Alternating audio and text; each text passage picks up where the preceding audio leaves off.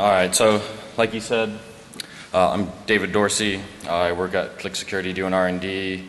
I've been on the defensive side for the last 10 years, file analysis, RE, a little bit IR. Recently doing some stuff with machine learning if you were over at B-Sides. But we're here to talk about ROP. And so quick level setting, ROP is a technique to bypass non-executable memory. You bounce around memory, executing small gadgets, typically end with the return instruction, hence the return and return-oriented programming. I use PIN to do this. It's a dynamic binary instrumentation framework from Intel. It's really nice. You don't need to recompile source code, and it can instrument dynamically generated code. Gives you lots of different granularity on where you can instrument, by instruction, basic block, function, DLL loads, unloads. You can do way more than what I'm using it for, but it's a really cool tool. So the basic idea here is we're going to enforce some control flow integrity. We're starting with just coarse grain controls. So the idea is we know where your calls and returns are supposed to go. You know, the functions, instructions, after call instructions, things like that. So we want to create a whitelist of these addresses. And then we want to store the offset to these because DLLs are loaded, ALSR exists now. And then if an indirect call or a return doesn't go to one of these addresses, then we go, hey, this is a ROP. So first we have to get those offsets. We have to build our whitelist. So how do we get those? So the first thing I did is I built a pin tool to give me those addresses. So when DLL is loaded, it iterates through all the exported functions, analyzes them, finds the calls. If it's a direct call, we put the target of that on the whitelist and then the instruction afterwards. If it's an indirect call, just the instruction afterwards because we don't know where it goes yet. Then, in addition to that, all calls and returns are instrumented on the instruction level. And this is because when you run a program, not every function is in one of those exported ones. There's a whole lot more, and so we need to get access to those. Then these offsets are stored at when the program ends. It's dumped to a text file. There's some post-processing that goes on afterwards to add them to the whitelist and make sure that you don't have any duplicates. So this is really good in the sense that we get real actual used values. There's no question, there's no heuristics we have to worry about. Bad news is it's not the fastest thing. And we only get values that are actually run. So if a DLL isn't loaded, you're not getting code for that. And you also probably need to run it multiple times just to be safe. I would have to run 3 or 4 times to make sure every different code path was executed. And then, so I decided that wasn't a good idea. I didn't want to do that. So I turned to PyU. It's much better at detecting these functions, much better. You can extract the flow graphs and then you can bulk run them. I actually had to create a patch for PyU that I'm making available. At some point it'll be put into the main trunk, but I have to fix it first. But it's much better. I get a lot more details or a lot more information quicker. So now that we have the data, what do we do with it? So I store all of them by per DLL, and I store them by the MD5 hash. And this is because DLLs can have different versions and I need to be able to account for that. So now that we have all this, let's detect the ROP. So we have another PIN tool. When a DLL is loaded, PIN gives you the address of that, or the location of that DLL on disk. So I take that location, open up the file, I hash it, and then take that hash, and then load the whitelist for that. And then I instrument all indirect calls and returns, and if you're not on the whitelist, you're a ROP. So examples. So Adobe 9.3, Windows XP, there's the hash. This is an old exploit, obviously. So we run it, wave our hands, and voila, we have a detection. So we can see the address where we're coming from and where we're going to, and then in the parentheses there is the offset. So yay, we found one. That's really good. I was really happy.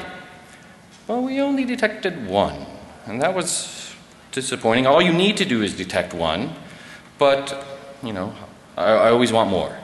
So let's take a look at what happened. So this is in cool type DLL. The attacker already has control of EAX.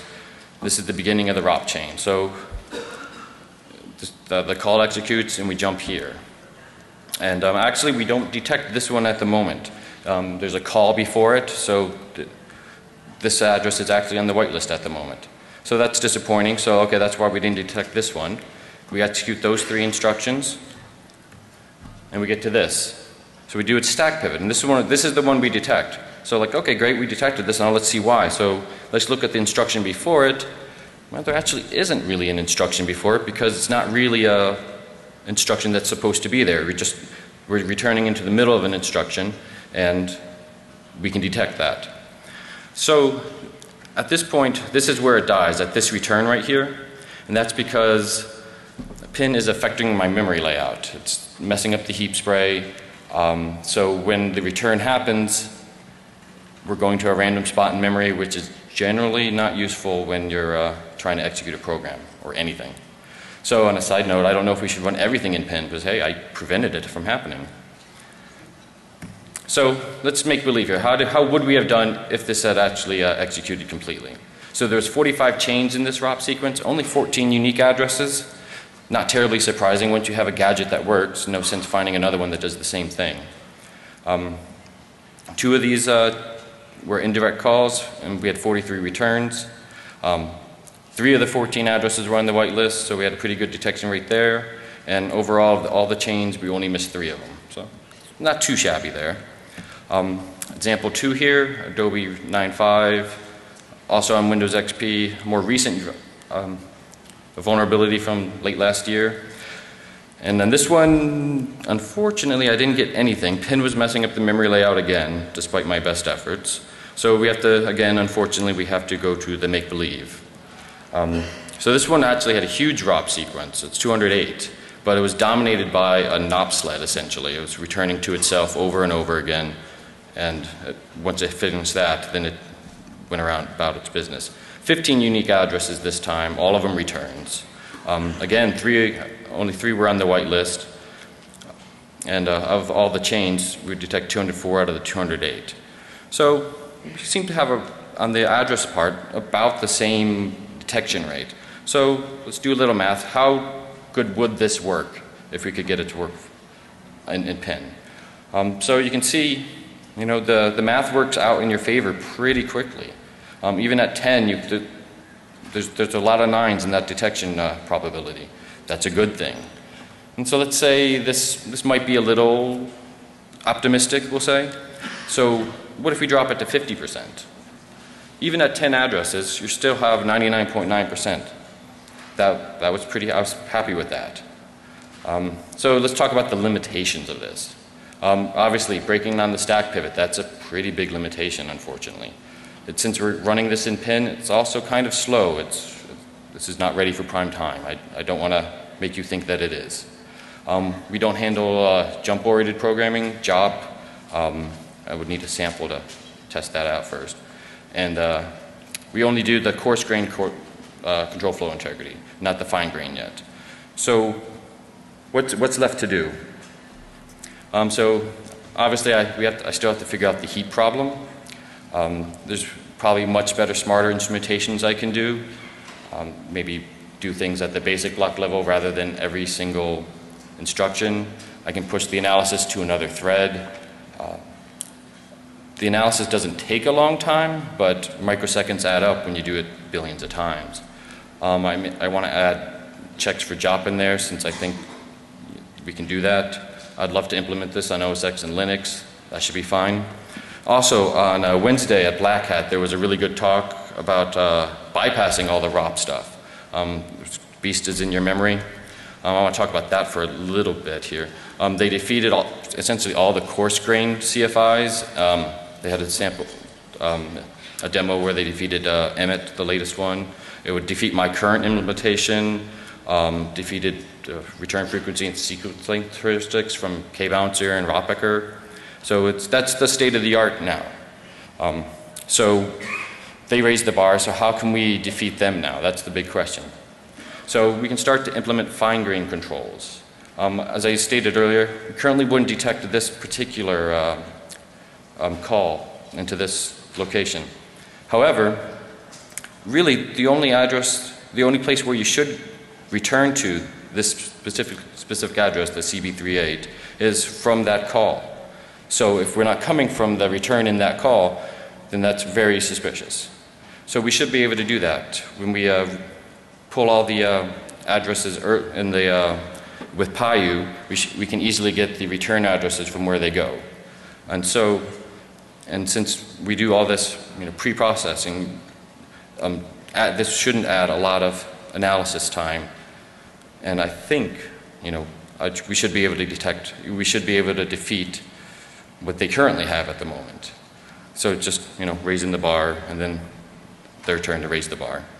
So there's probably smarter ways to do this. Maybe want to do this in a debugger, detours. K-Bouncer in particular, I know, checks the MSRs for the last branch, and that's how they can get their performance. Like I said, pin it's pretty slow. It's nice, but it's slow. It's good for proofing out a concept, but it's not going to be a prime time tool at this point. And so that's about it. I have code for you. It's not up yet. It should be, I'd like to say tonight, but let's be honest, it'll be more like tomorrow morning. If you want to contact me, you can. There's further reading. I know you might be able to read it if you're in the front, but if you want the slides later, there's some good links there about other things about ROP. And that's it. Any questions?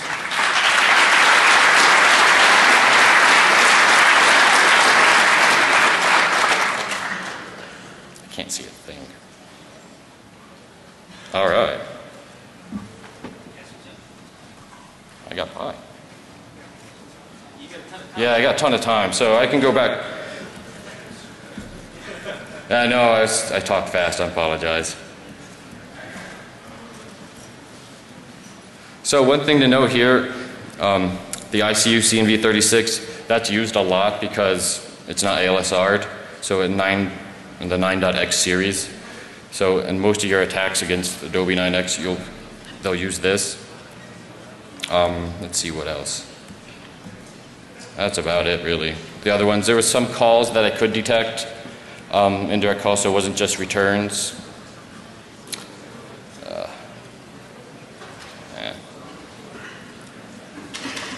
We're gonna call that it.